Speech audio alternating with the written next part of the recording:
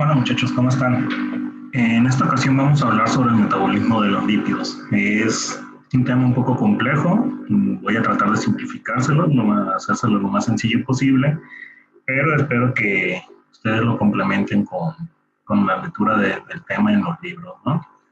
De igual manera, tienen la ventaja de que pueden pausar el video en el momento que ustedes quieran, pueden analizar los esquemas con más calma, repasarlo y regresarlo las veces que sea necesario. El chiste es que lo entiendan bien y en caso de que algo no quedara muy claro, pues ya saben, pueden contactarme ya sea por clase como por Facebook, WhatsApp, correo. El chiste es que me hagan llegar sus dudas y que ustedes queden sin duda de eso. Bueno, pues vamos a comenzar. Bueno, una de las primeras cosas que se tienen que ver al momento de analizarlo, el tema de metabolismo de lípidos, es de dónde vienen los lípidos. Gran parte de los lípidos que tenemos en nuestro cuerpo llegan de la dieta, ¿no? En principio, o en mayor medida, siempre llegan de la dieta. Algo a destacar es que los lípidos están presentes en casi todos los alimentos. Están presentes, por ejemplo, en verduras, en frutos secos, en los lácteos, carnes, ya sea carnes magras como los pescados o carnes rojas, eh, las aceites, pues también traen lípidos. Prácticamente todos los alimentos en mayor o menor medida tienen lípidos. ¿Por qué? Porque como dice aquí el meme, los lípidos o las grasas son los que le dan sabor a las cosas. Eh, Independientemente de eso, lo importante que hay que resaltar de esto es que, por ejemplo, de una dieta promedio se han hecho cálculos y alrededor del 90% de los lípidos que incluye nuestra dieta son triglicéridos y el 10% restante pues pueden ser colesteroles, ésteres de colesterol, fosfolípidos, glucolípidos, ácidos grasos libres o vitaminas liposolubles. Pero pues la gran mayoría de los lípidos incluidos en la dieta son triglicéridos. Hay que tener conciencia de esto. Entonces, pues ya para entrar de lleno con el tema del metabolismo de los lípidos, hay que empezar pues, el inicio, ¿no? Desde que entran a nuestro cuerpo. Como habíamos comentado anteriormente, los lípidos van a venir formando parte de nuestra dieta. El primer contacto que hacen con nuestro cuerpo pues, es en la boca. Y aquí empieza el metabolismo de los lípidos. Una vez que entra el bocado a nuestra boca, la saliva presenta enzimas como la lipasa lingual, que son las que inician el metabolismo de los lípidos. Hay una cuestión, esta enzima, la lipasa lingual, en la boca solamente se mezcla, aprovechando la acción de la masticación y los movimientos de la lengua, se mezcla con todo el bolo alimenticio para tratar de cubrirlo todo, y ya una vez que pasa al estómago, donde hay un pH mucho más ácido, se activa esta enzima y empieza a realizar su función con mayor eficacia. Y una vez que el bolo alimenticio está en el estómago, tanto la lipasa lingual como la lipasa gástrica van a hidrolizar los triglicéridos, es decir, los van a ir degradando para producir ácidos grasos libres o moléculas más pequeñas, ¿no? Entonces, en el estómago, producto de las enzimas, tanto las bucales como las estomacales, se van a ir hidrolizando los triglicéridos para producir productos como los diacilglicerol o monoacilglicerol y los ácidos grasos libres. Y este tipo de productos, eh, conforme pasan por el sistema digestivo, pasan por donde está la vesícula biliar, se mezclan con bilis y la bilis también tiene una acción enzimática sobre el bolo alimenticio. Bueno, aquí ya no sería bolo alimenticio, más bien es los alimentos a través de su tracto digestivo se van, continúa la digestión de estos alimentos, se van metabolizando hacia moléculas más pequeñas y aquí inicia el ensamblaje de micelas para transportarlos a otras partes del cuerpo. Acuérdense que, por ejemplo, este sistema está diseñado para ir degradando el tamaño de las moléculas, haciendo las moléculas más sencillas, para luego distribuirlas a todas las partes del cuerpo que las requieran. Entonces aquí en el intestino delgado ya es donde se empieza a hacer el ensamblaje de las micelas de transporte y se forman micelas que contienen lípidos monoméricos, vitaminas liposolubles, ácidos grasos libres, de 2 cadenas o de una sola cadena como el monoacilglicerol. También se forman, incluyen fosfolípidos y colesterol. Y estas micelas pasan al torrente sanguíneo y se distribuyen al resto del cuerpo. La absorción de los lípidos se da en las células del intestino, en la luz intestinal y sobre todo ya analizando las células de este órgano, se da en el retículo endoplásmico liso de las células del intestino.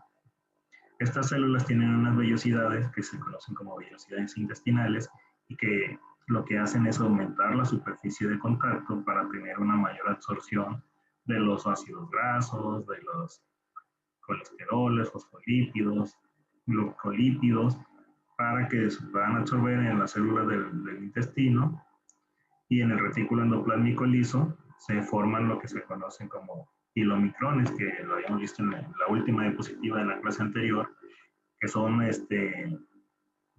micelas grandes que contienen un montón de lípidos. Toda esta parte amarilla de la micela son los lípidos, y la parte azul que tiene aquí son proteínas hidrofílicas que les permiten interactuar con el medio acuoso de las células y del medio extracelular.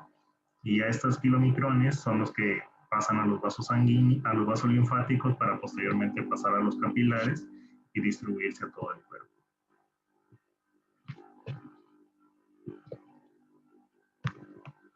Y otro esquema de este sistema de transporte de los lípidos empezaría por aquí, en esta zona donde está el intestino. Viene aquí la grasa, porque estamos hablando de lípidos, pero todo, en realidad viene todo lo que comió la persona, todo la ingesta, el total de la ingesta, de la dieta. Entonces, hablando de lípidos, pues vienen ácidos grasos y colesteroles. Ya una vez las células del intestino, a través de la linfa, liberan los kilomicrones. Estos pasan a los capilares. En los capilares se da un proceso de hidrólisis de los triglicéridos, y también estas moléculas cambian de tamaño y se forman lo que se conoce como remanentes de kilomicrones, que tienen un alto contenido en colesterol. Estos van a pasar al hígado. Aquí en el hígado se lleva a cabo la mayor parte de la biosíntesis de grasas y de colesteroles, y salen del hígado en forma de estas moléculas que se conocen como VLDL, que son lipoproteínas de baja densidad, de muy baja densidad, por sus siglas en inglés. Estas VLDL, de nueva cuenta, ingresan a los capilares a circulación para llegar a todas partes del cuerpo donde se necesiten. Mientras van viajando por los capilares, siguen sufriendo procesos de hidrólisis de los triglicéridos y se procesan hacia remanentes, hacia moléculas de transporte más pequeñas que se conocen como IDL, que son lipoproteínas de densidad intermedia, que estas ya van de regreso otra vez al hígado. En el hígado se hace un reciclaje de estas moléculas, se sintetizan otras grasas o moléculas de colesterol, dependiendo de lo que necesite el cuerpo, y se vuelve a dar el sistema de reciclaje de moléculas y vuelven a salir del hígado a su circulación.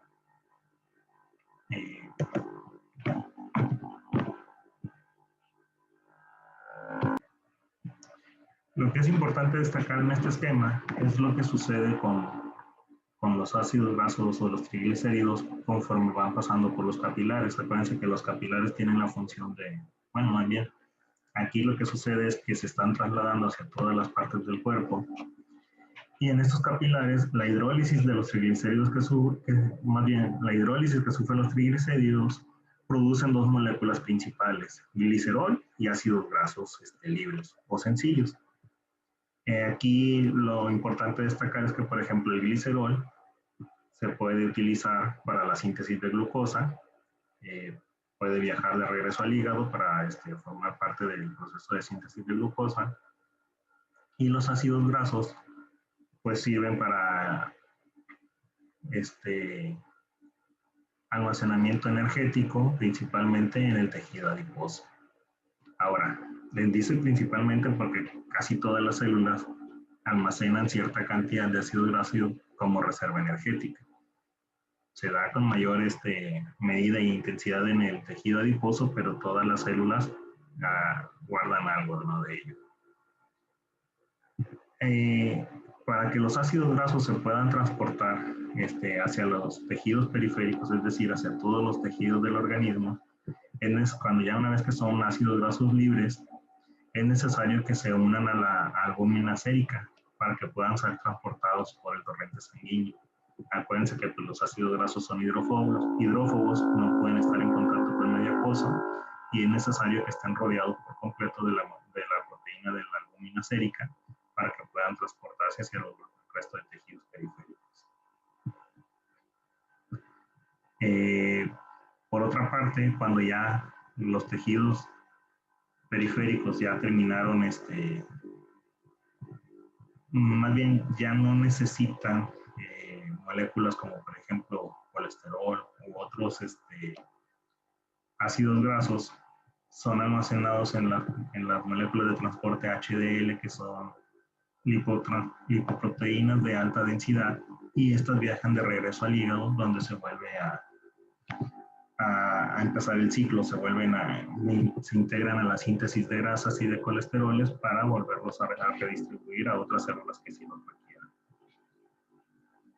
Estas moléculas, las HDL, también aparte del hígado, tienen como destino las glándulas endocrinas, donde llevan colesterol para que funcione en la síntesis de las hormonas esteroides. Y pues ya van a ir viendo poco a poco la gran importancia que tienen las hormonas para el funcionamiento de nuestro organismo. Entonces, el colesterol es uno de los precursores de las hormonas, por lo menos de este tipo de hormonas, las hormonas esteroides, y por eso es muy importante que se mantenga una ingesta de lípidos relativamente constante. En esta tabla viene un recuadro sobre las principales moléculas de transporte o lipoproteínas de transporte que utiliza nuestro cuerpo para hacer básicamente este diagrama que les expliqué antes, ¿no? De los kilomicrones, los VLDL, las IDL, LDL, hasta las lipoproteínas de alta densidad. Ya ustedes con calma lo pausan para que analicen de dónde se originan todas estas moléculas o complejos proteicos que contienen, cuáles son los lípidos que transportan y hacia dónde hacen este transporte, ¿no? Si pasamos a hablar sobre la degradación de los ácidos grasos, es un mecanismo que a grandes rasgos implica que, por ejemplo, en los tejidos adiposos, que son las reservas energéticas del cuerpo, los triglicéridos se conviertan a ácidos grasos mediante la hidrólisis. Esto genera por una parte glicerol y los ácidos grasos. Los ácidos grasos son transportados a través de la sangre gracias a la proteína albúmina en forma de ácidos grasos libres, que estos viajan hacia el tejido muscular, donde se requiere que aporten la energía necesaria. Recuerden que los músculos pues, tienen como fuente principal de energía la glucosa, pero cuando hay una gran demanda de energía, ya sea porque se está realizando un ejercicio exhaustivo, pues el músculo se ve en la necesidad de utilizar moléculas adicionales que le aporten energía. Una de ellas son los ácidos grasos. Por otra parte, el glicerol que se produce en las primeras etapas del procesamiento de los triglicéridos también se puede transformar en glucosa para aportar energía al músculo. Si ustedes se fijan, es todo un circuito que tiene a final de cuentas dos vías importantes de aporte de moléculas que producen energía en los músculos. Ya una vez que llegan tanto la glucosa como los ácidos grasos al músculo, pues los ácidos grasos sufren otro paso metabólico que se conoce como la beta-oxidación, que a su vez ya los productos de esta beta-oxidación entran terminan produciendo acetilcoenzima A, que esta es la que ingresa al ciclo de Krebs y la que produce la mayor cantidad de energía o de ATP, gracias a la conjugación del ciclo de Krebs y a la cadena de transporte de electrones o respiración celular.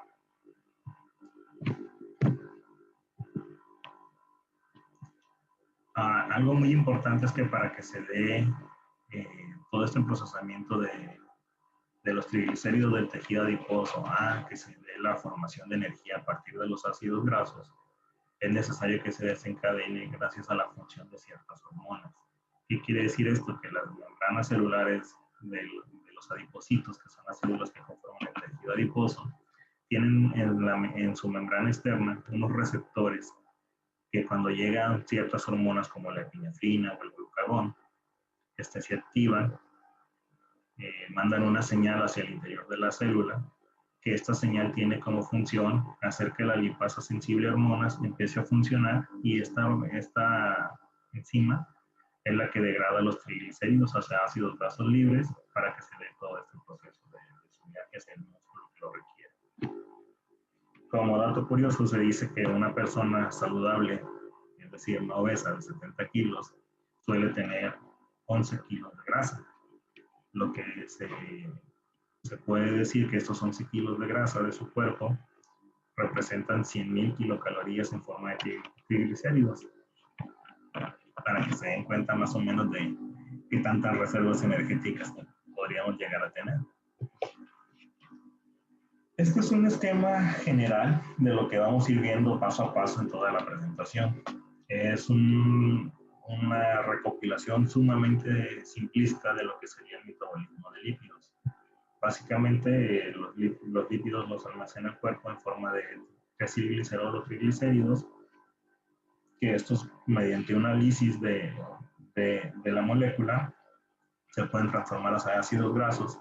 Los ácidos grasos entran a la vía metabólica de la beta-oxidación para formar acetilcoenzima A, y esta acetilcoenzima A puede tener tres destinos. El primero, entrar al ciclo de Krebs para formar ATP mediante su viaje en el ciclo de Krebs y la cadena de transporte de electrones. Otro de los destinos que puede tener la acetilcoenzima A es entrar a la formación de cuerpos cetónicos mediante el proceso de cetogénesis, que eso también es una vía alterna de producción energética, que vamos a ver un poquito más a detalle más adelante, pero les adelanto que se da en ciertas condiciones fisiológicas, que podría ser cuando hay un ayuno extremo, cuando ya rayando la inanición, cuando hay una gran actividad física que eleva muchísimo la demanda energética del sistema muscular, y cuando hay diabetes descontrolada. ¿Por qué? Porque cuando hay una diabetes descontrolada, no hay ingesta de la glucosa hacia las células y las células buscan fuentes alternas de energía. Otro de los destinos que puede tener la molécula de acetilcoenzima A es formar parte de la síntesis de colesterol endógena, es decir, colesterol que genera nuestro cuerpo, porque el cuerpo humano tiene la ventaja de que tiene dos fuentes de obtención del colesterol, directamente de la dieta, o si no, el mismo cuerpo puede generar la molécula de colesterol. Pero este proceso es muy caro energéticamente hablando, se requiere aproximadamente 87, creo, 82 moléculas de ATP para formar una de colesterol. Por eso la principal fuente de colesterol sigue siendo la de la dieta, pero en caso de ser necesario, el cuerpo también tiene la capacidad de hacerlo. ¿Por qué es importante el colesterol? Pues porque forma parte de las membranas de todas nuestras células, y sobre todo porque y es un componente principal de la formación de las hormonas esteroides. que tienen un impacto muy grande en el cuerpo humano. Entonces, ya hablando a detalle del proceso de beta-oxidación, pues este proceso es beta-oxidación es el nombre que recibe la degradación secuencial de dos átomos de carbono de una molécula de ácidos grasos para producir acetilcoenzima A y que ésta pueda entrar al ciclo de Krebs, donde se produce energía y como productos de desecho, dióxido de carbono y agua. Este proceso se localiza casi en todo, o más bien se realiza casi en todos los tejidos y células del cuerpo. Principalmente, o sea, los que más lo hacen son las células musculares y el hígado, y las células que no lo hacen son el cerebro, los glóbulos rojos y la cápsula suprarrenal. Este proceso de beta-oxidación se lleva a cabo dentro de la matriz mitocondrial de todas las células, bueno, de las células de todos los tejidos, excepto estos tres. A grandes rasgos, lo que sucede es que los triglicéridos se separan en glicerol y ácidos grasos en el tejido adiposo gracias a la lipoproteína lipasa. Los ácidos grasos viajan en conjunción con la albúmina sérica por la sangre hacia los tejidos que demandan su aporte energético. Aquí, la lipoproteína lipasa utiliza otras lipoproteínas ricas en triglicéridos.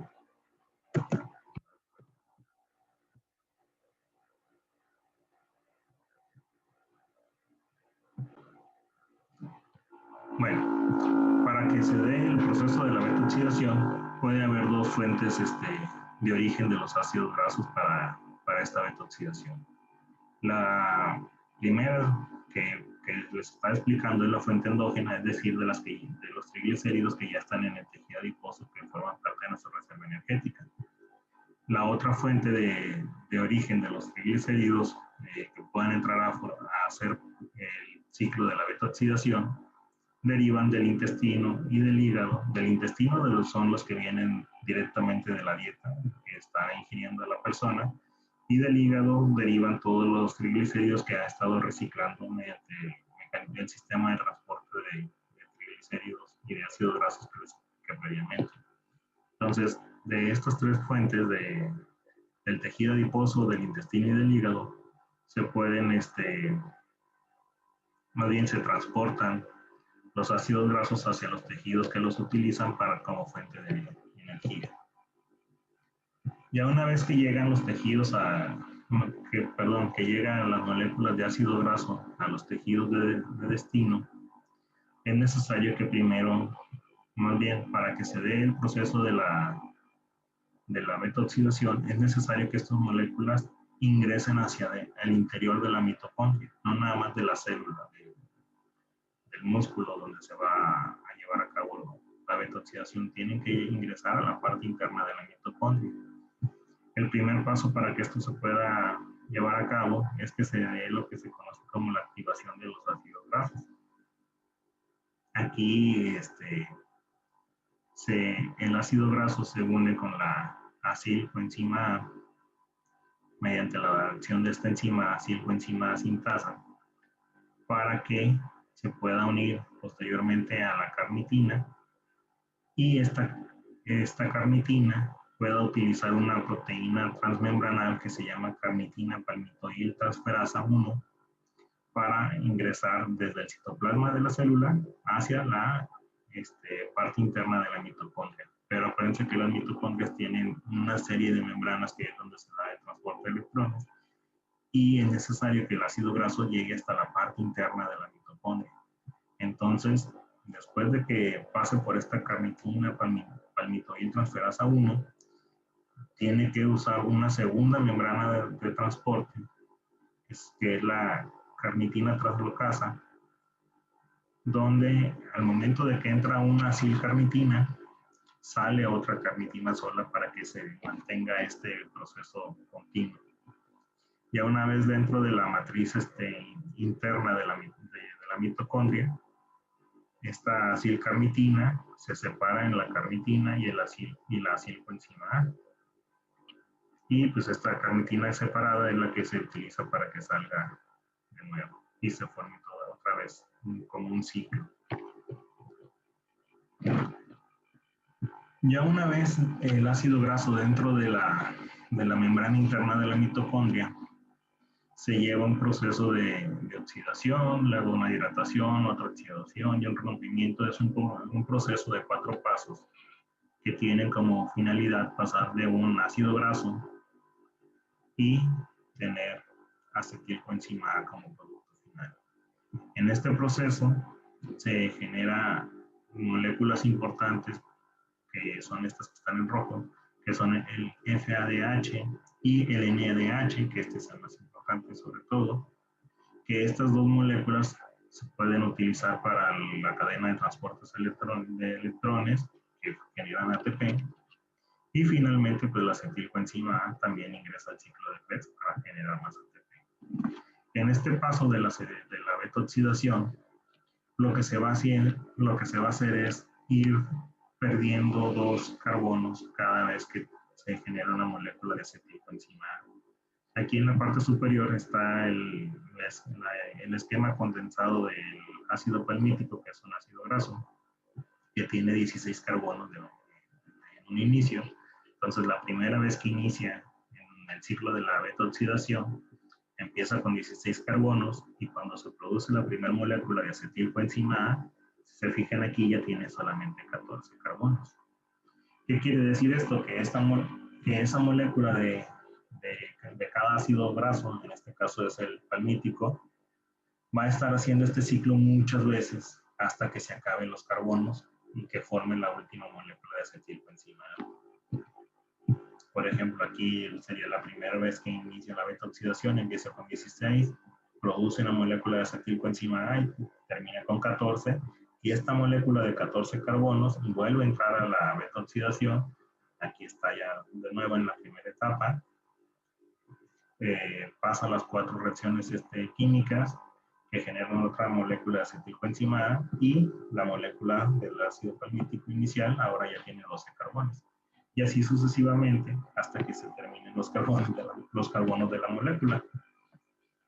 ¿Qué quiere decir esto? Pues que da varias vueltas dentro del ciclo de la beta-oxidación. Y por ejemplo, esta molécula del ácido palmítico, como tiene 16 carbonos, el rendimiento energético es de un total de 129 moléculas de ATP producidas. Genera 7 NADHs, 7 FADHs, 8 moléculas de acetilcoenzima A, y ya analizando su equivalencia a moléculas de ATP unidas a la cadena respiratoria y al ciclo de Krebs, pues se tiene la producción de 129 moléculas de ATP. Se restan las dos moléculas de ATP que se utilizaron en la activación inicial del ácido graso, y la producción final es que por cada molécula de ácido graso, en este caso el palmítico, se generan 129 moléculas de ATP. Aquí que cabe destacar que, por ejemplo, si se tratara de un ácido graso que en lugar de tener 16 carbonos tiene, no sé, 25, pues va a producir mucho más moléculas de ATP a final de cuentas. Dependiendo del número de carbonos que tenga la molécula, va a ser el rendimiento total de ATP. Pero pues para que se den una idea y lo comparen con otras moléculas que serían utilizadas para la producción de energía, se van a dar cuenta de por qué el cuerpo utiliza estos ácidos grasos como almacenamiento energético, porque en un tamaño relativamente reducido se puede obtener una gran cantidad de moléculas de ATP. ¿Se acuerdan, por ejemplo, que de la glucosa se dice que por cada molécula de glucosa que entra en el ciclo de Krebs y en la cadena respiratoria se producen 38 ATPs? Aquí por la molécula del ácido palmítico y lo mismo del ciclo de Krebs y la cadena respiratoria se producen 129. Entonces es mucho mayor el número de ATPs que generan con esta vía. Ok. Otra de los destinos que tiene la acetilcoenzima es que se vaya a la vía de la formación de cuerpos cetónicos. Les había comentado previamente que esto se da en ciertas condiciones fisiológicas específicas.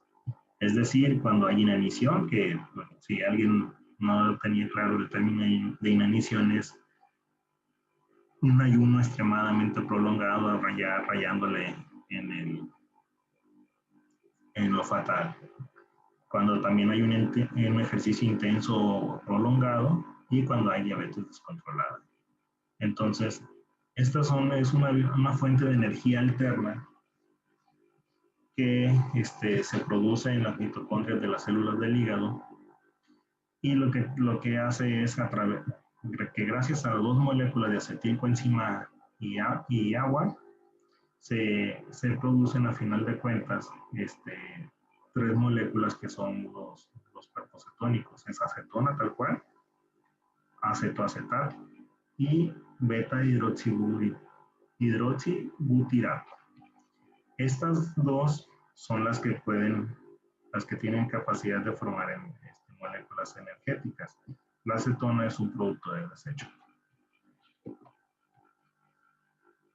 Esto sucede, como les comenté previamente, en el hígado, en los hepatocitos, donde se da la producción de acetilcoenzima producto de la beta-oxidación de los triglicéridos.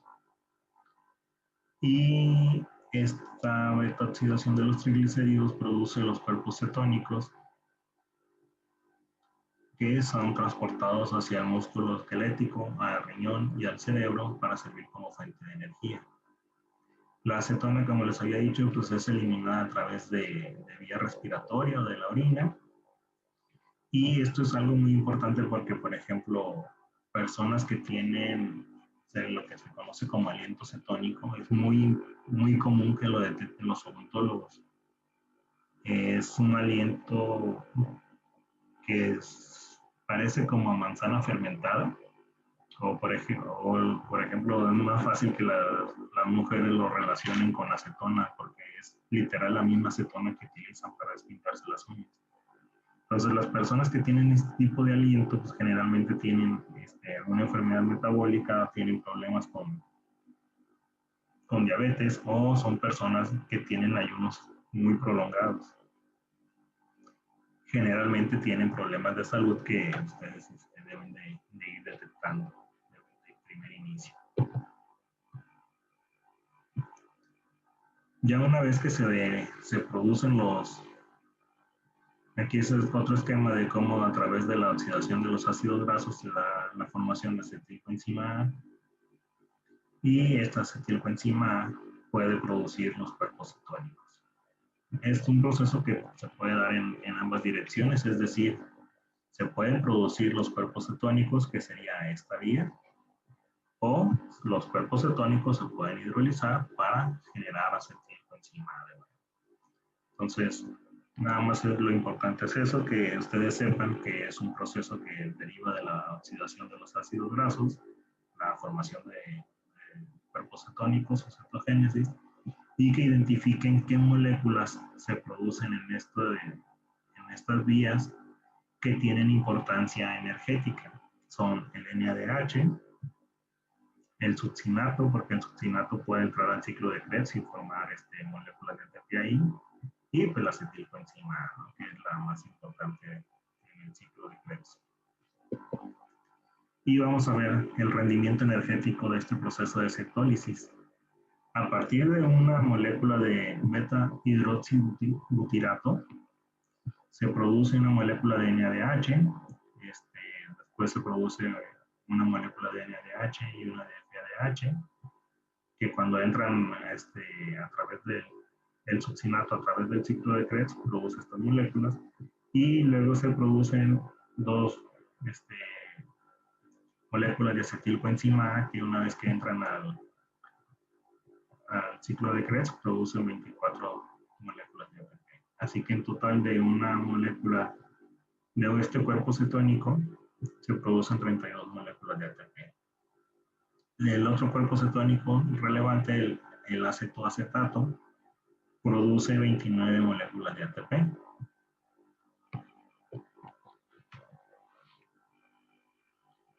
Y aquí está otro diagrama sobre lo mismo, ¿no? Entonces, a través de la lipólisis de los triglicéridos en los adipocitos por reacción de la enzima lipasa, se producen los ácidos grasos. Estos ácidos grasos, a través de en conjunción con la albúmina, pueden entrar a circulación hacia las células que lo requieran. Pueden pasar a hacer el proceso de beta-oxidación para la producción de energía. Y esta beta-oxidación puede producir en un inicio acetilcoenzima A o los cuerpos cetónicos. Y estos cuerpos cetónicos se pueden utilizar para producir energía nuevamente mediante el proceso de cetogénesis. Ok, ahora vamos a hablar sobre la síntesis de los ácidos grasos. ¿Por qué la síntesis? Porque si recuerdan cuando hablamos del transporte de ácidos grasos, la dieta principalmente de inicio se reciben triglicéridos, pero luego estos triglicéridos son degradados hacia ácidos grasos simples para transportarlos con mayor facilidad. Pero hay células que no solamente requieren ácidos grasos simples, sino que requieren nuevos triglicéridos o otras moléculas de ácidos grasos más complejos. Entonces, es necesario que cuenten con una vía metabólica para producir ácidos grasos.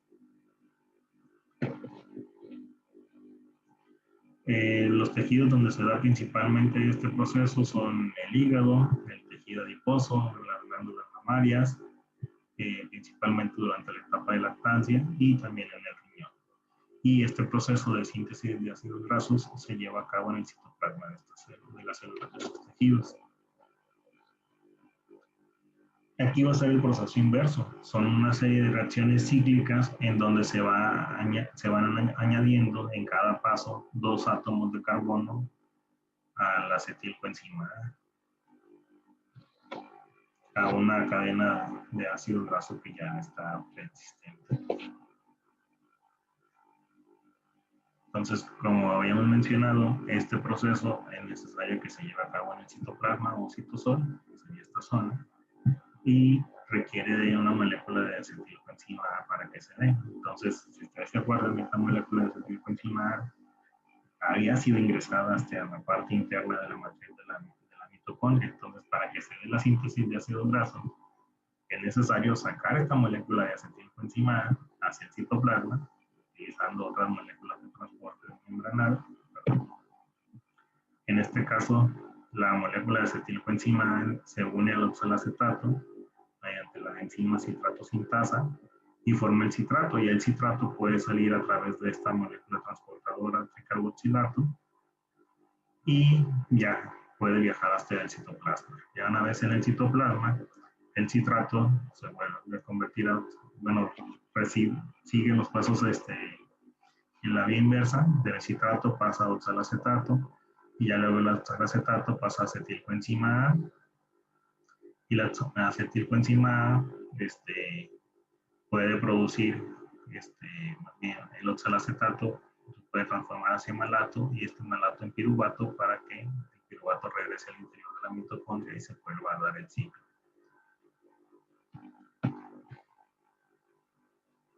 Ya una vez en el citoplasma se lleva a cabo este proceso de la síntesis de los ácidos grasos. La acetilcoenzima A sería el primer paso. Primero se transforma en malonilcoenzima A, donde se le une la proteína cargadora de ácidos.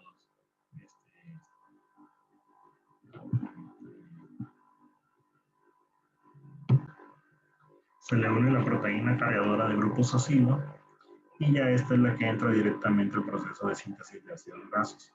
A través de reacciones químicas se va añadiendo en cada ciclo 2 carbonos a la molécula para ir formando la cadena de hidrocarburos. Si se fija en este proceso, requiere el aporte de moléculas valiosas energéticamente hablando, como el NADH, y tiene como productos de desecho dióxido de carbono. Aquí está de forma condensada la reacción de la síntesis de los ácidos grasos. Y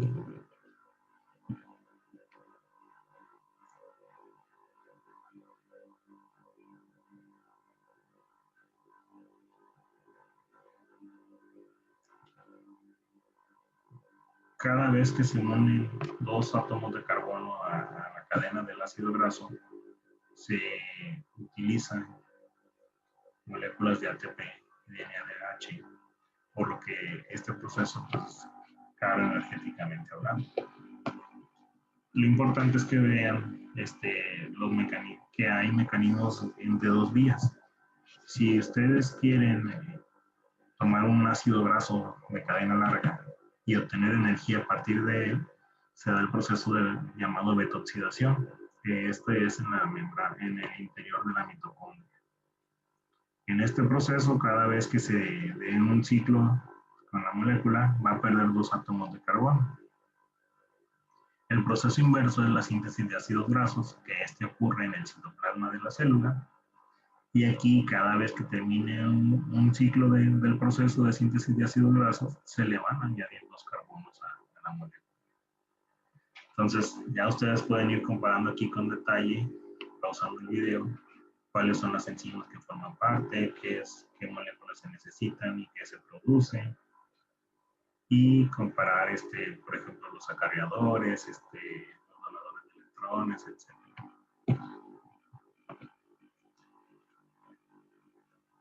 Así como se generan ácidos grasos, también el cuerpo tiene la capacidad de sintetizar triglicéridos, ya les había comentado por qué previamente.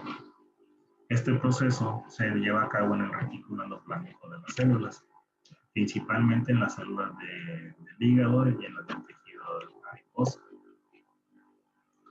Un breve recordatorio de cómo es la molécula de triglicéridos. Está formado por una molécula de glicerol y por tres cadenas de ácidos grasos, ¿no? de longitud variable. Que estas cadenas pueden ser todas iguales o pueden ser diferentes, no hay problema. Hay una gran variedad de triglicéridos.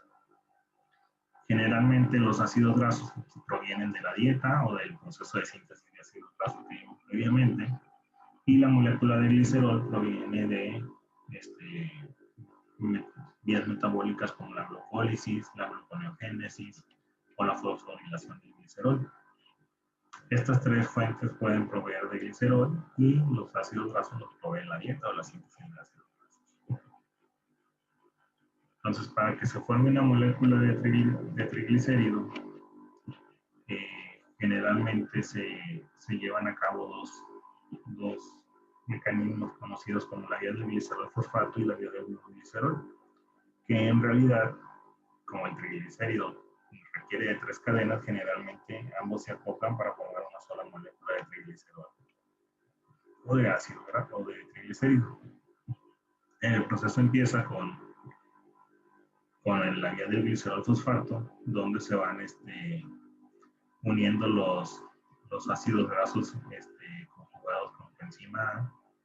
Aquí en el primer paso se da primero la primera cadena de ácidos grasos conjugada a la coenzima A, y en la segunda reacción se agrega la segunda cadena de ácidos grasos conjugada a la coenzima A.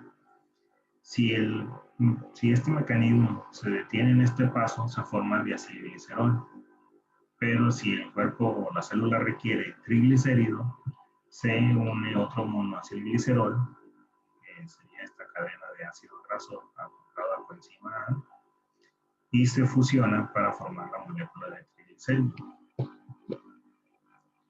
El proceso de la síntesis de triglicéridos está regulado por hormonas, principalmente la insulina y la adrenalina y el glucagón, que estas son antagónicas. La insulina incrementa la producción de lípidos o la lipogénesis, ya que aumenta la producción de enzimas lipogénicas o las activa, y inhibe la acción de la lipasa, que degrada los ácidos grasos. La insulina también incrementa la actividad de la lipoproteína lipasa y también de la glucólisis, que esta glucólisis es necesaria ya que se produce el gliceraldehído fosfato requerido para la formación de la molécula de triglicérido. O en contra, la adrenalina y el glucagón incrementan la actividad de la lipasa que se utiliza para la degradación de lípidos y hace que el glicerol se vaya al proceso de nucleonogénesis en vez de la formación de triglicéridos. Aquí les dejo otro cuadro con las principales acciones bioquímicas y acciones fisiológicas de estas tres hormonas. Ya ustedes lo tienen y lo revisan con calma. Nada más recuerden que, por ejemplo, la flechita hacia arriba pues significa que aumenta ese proceso o lo facilita. La flechita hacia abajo pues lo contrario, ¿no? Lo inhibe. Y aquí está otro cuadro para que ustedes lo repasen también con calma, donde vienen los principales tejidos de los que hemos estado hablando. Son cerebro, músculo, esquelético, tanto en reposo como en la función de realización de ejercicio, corazón, tejido adiposo y hígado. Estos son los músculos principales relacionados con el metabolismo de lípidos. Y viene, por ejemplo, qué combustibles almacenan cada uno de estos tejidos, qué combustibles prefieren y qué combustibles cortan cada uno de esos tejidos, ¿no? Para que ustedes tengan una idea más completa del transporte de ácidos grasos y de cómo se utilizan a través de varios tejidos. Ahora vamos a hablar de la otra molécula lipídica de gran relevancia biológica, que es el colesterol. El colesterol, pues también la mayor parte de él ingresa a nuestro cuerpo gracias a la dieta. Y pues hay gran cantidad de alimentos que son conocidos por ser ricos en colesterol, como huevo, hígado, camarones, productos chatarra como hamburguesas o los que están fritos como pollo frito, ¿no? Sin embargo, pues casi todos los alimentos tienen, aunque sea una pequeña porción de colesterol. Estos de aquí son los que son ricos en colesterol, pero hay otros productos que normalmente uno tiende a pensar que no tienen una gran cantidad de colesterol, pero pues tienen bajas cantidades. Al final de cuentas, se supone que, por cálculos hechos en dietas promedio, en la ingesta diaria en promedio lleva de 500 a 1000 miligramos de colesterol. De esta cantidad de colesterol que ingresa a nuestro cuerpo por la dieta diaria, solamente el 40% de ella se absorbe, el resto pues, se desecha en las heces fecales. El colesterol, pues, ingresa a través de la dieta, en el lumen del intestino, empieza su absorción, ingresa inicialmente como un éster de colesterol y la enzima colesterol esterasa es la que le permite su ingreso a los enterocitos, que son las células del intestino. Ya una vez dentro de la célula, el colesterol sufre unas transformaciones químicas que lo pasan de colesterol a éster de colesterol nuevamente, y ya dentro de la célula de enterocito ingresa a lo que son los kilomicrones para que estos puedan salir a la circulación linfática en conjunto con otros triglicéridos, con lipoproteínas, con aminoácidos y fosfolípidos, para que ya salgan a la circulación primero de en vasos linfáticos y posteriormente en capilares.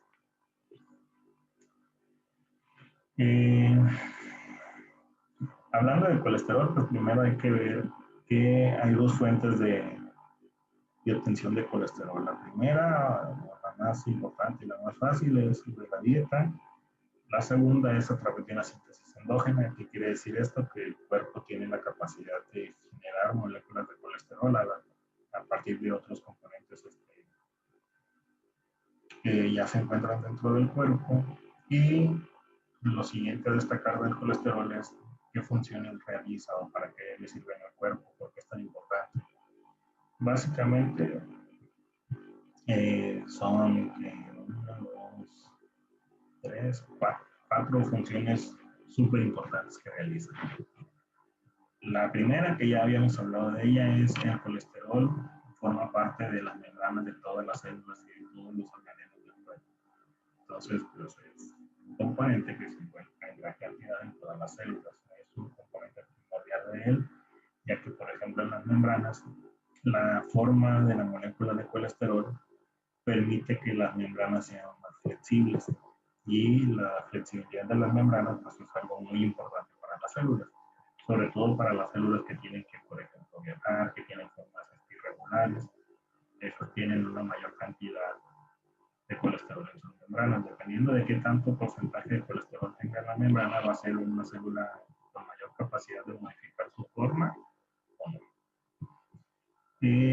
El colesterol también se utiliza para la síntesis de los ácidos biliares, que son críticos para la degradación de alimentos y la absorción de las moléculas, de las biomoléculas relevantes para el metabolismo.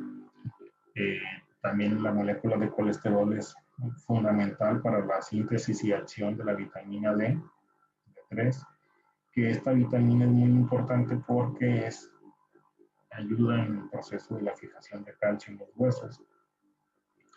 Y la otra función clave del colesterol es que es un componente principal o primordial para la formación de hormonas esteroides. El colesterol se sintetiza casi en todos los tejidos del cuerpo, pero el tejido que tiene la mayor tasa de síntesis de colesterol es el hígado, y las células que no tienen una producción o capacidad sintética de colesterol son los glóbulos rojos. Esta síntesis del colesterol se realiza en el citoplasma de las células. Y ¿qué otra cosa importante? Bueno, ¿cómo se excreta esta molécula, el colesterol, una vez que es necesario desecharla? Pues a través de las secreciones, que pueden ser las secreciones pancreáticas, las gástricas y las intestinales, a través de la pérdida de células de la piel. Ya saben que todos los días perdemos varios millones de células de la piel a través de la descamación. Y esta descamación no solamente se da en la piel, sino también en las mucosas como el tracto gastrointestinal o como la boca. Ahí también se pierden grandes cantidades de colesterol. Y ya. Entonces, la síntesis del colesterol se puede dar de la síntesis endógena del colesterol. Se da a partir de la molécula de acetilcoenzima A, que se convierte primero en una primera etapa en mevalanato. Posteriormente, este mevalanato se convierte a epóxido de espaleno, a sinosterol, y este sinosterol se convierte en colesterol. Son varios pasos, no es necesario que se los aprendan, lo que es necesario que aprendan es que se puede hacer la síntesis de colesterol a partir de acetilcoenzima A, pero que como son varios pasos, requiere la acción de varias hormonas, se aplican varias moléculas energéticamente relevantes. A final de cuentas se terminan utilizando 87 moléculas de ATP para sintetizar una molécula de colesterol. Y se utiliza acetilcoenzima A, que se podría haber utilizado para producir energía en otras vías metabólicas. Ya una vez que se tiene el colesterol, pues ya habíamos hablado un poco del transporte, ¿no? de colesterol en el principio de la diapositiva, de la presentación. Pero pues básicamente, si es una producción interna de colesterol, que diga externa de colesterol, es colesterol que proviene de la dieta, inicia en el intestino delgado, gracias a la acción de las sales biliares en el epitelio intestinal, y luego se pasa a los kilomicrones, y los kilomicrones pasan a la linfa, de la linfa pasan a los capilares, en los capilares la lipoproteína lipasa degrada estos triglicéridos, los ácidos grasos y el glicerol, y forma los triglicéridos en el tejido adiposo. En este paso se forma lo que se conoce como remanente de kilomicrones, y estos pueden entrar nuevamente al hígado a través de ciertos receptores que tienen los hepatocitos. Cuando estos remanentes de kilomicrones entran en contacto con los receptores de los hepatocitos, se forman liposomas que son invaginaciones de la membrana celular externa que generan una vesícula en el interior de la célula que contiene, pues en este caso, por ejemplo, la amonio serían lipoproteinasas de alta densidad, y estos liposomas con contenido de lipoproteinasas de alta densidad o con remanentes de kilomicrones se utilizan para la producción en el hepatocito de colesterol. Y una vez que se produce el colesterol aquí en el hepatocito, se puede destinar ya sea a la producción de bilis, para que entre en al metabolismo de la ingesta dietética, o se puede ingresar a circulación sanguínea a través de las BLDL, que estas pasan a la circulación a través de los capilares, y de los capilares pasan al tejido adiposo, donde este, dejan sus triglicéridos. El, el, este, este, este paso de colesterol hacia la circulación sanguínea puede tomar esta vía, pero también puede irse a células periféricas donde se produce donde se utiliza el colesterol para, ya sea para la membrana, para integrarlo a la formación de la membrana celular, o para la forma, si se trata de una célula de una glándula productora de hormonas esteroides, pues lo utiliza para producir estas hormonas. Otra vía que tiene el colesterol es en las moléculas DLDL,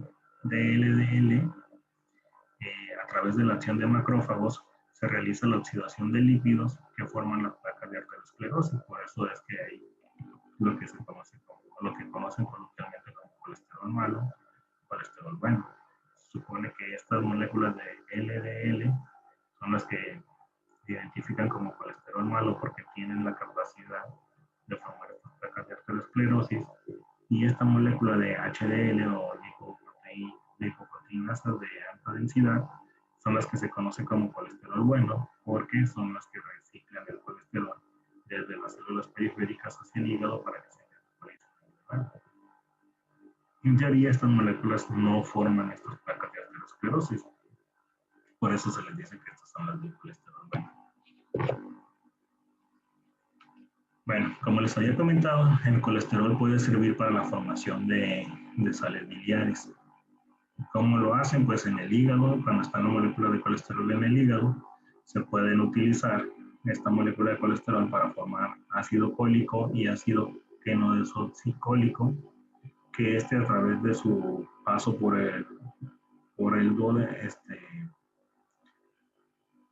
cuando una vez que llega al duodeno, se convierte en estos ácidos que ya se conocen como sales biliares secundarias. De hecho, el colesterol en el hígado directamente produce estos dos ácidos que son sales biliares primarias. Aquí ya son sales biliares, y ya una vez que llegan al duodeno, acá estas mismas moléculas producen estas otras que son sales biliares secundarias. La otra función importante del colesterol es la producción de hormonas esteroides. El colesterol, por ejemplo, en mujeres puede ayudar, es un precursor de la progesterona y de la androtenidiona. Esta a su vez puede producir testosterona, ya que las mujeres tienen testosterona en menor cantidad, pero tienen. Y también estas moléculas que se producen producto de la producción de progesterona y de androstenediona pueden ayudar a formar estas otras hormonas que son la aldosterona y el cortisol. A final de cuentas, el colesterol puede producir progesterona, testosterona, estradiol, cortisol y aldosterona. Y todas estas son hormonas muy importantes para el funcionamiento del cuerpo en general, ya sea de hombres o de mujeres. Y el otro producto importante del colesterol es la producción de vitamina 3. El colesterol en un inicio puede generar esta molécula del 7 de hidrocolesterol que con la acción de los rayos ultravioleta de la luz solar forman lo que se conoce como vitamina D inactiva, y esta vitamina D inactiva, a través de las transformaciones que sufre en el hígado y en los riñones, se convierte en lo que se conoce como calciferol o vitamina D3 activa. Es importante porque esta vitamina es muy importante en la absorción de calcio en los huesos. De hecho, por ejemplo, aquí en Sinaloa es muy común ver niños chiquitos que los tienen, bueno, no solamente en Sinaloa, pero a todos los niños recién nacidos que los tienen en incubadoras con lámparas especiales, que es porque se quiere que se active este proceso particular. De hecho, hay muchos que salen del hospital de la incubadora y les dicen, no, tiene que estar asoleando al niño mucho tiempo, cierto tiempo. Es por esto, porque se quiere que se active este proceso de que a partir del colesterol se forme vitamina D3 y que esta vitamina D3 en su forma activa se convierta en calciferol que ayuda a la absorción de calcio en los huesos. Esto ya es la diapositiva final, es un resumen de todas las vías metabólicas que vimos de forma rápida de los lípidos.